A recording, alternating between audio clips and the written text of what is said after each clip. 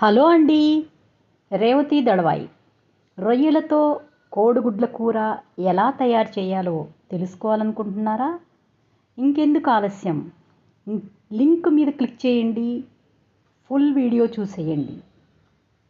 ఎమ్మిగా ఉండే రొయ్యలతో కోడిగుడ్ల కూర ఎలా తయారు చేయాలో తెలుసుకోండి. మీకు నా వీడియో నచ్చినట్లయితే సబ్స్క్రైబ్ చేయండి, లైక్ చేయండి, షేర్ చేయండి, కామెంట్ చేయండి. రేవతి దళవాయి.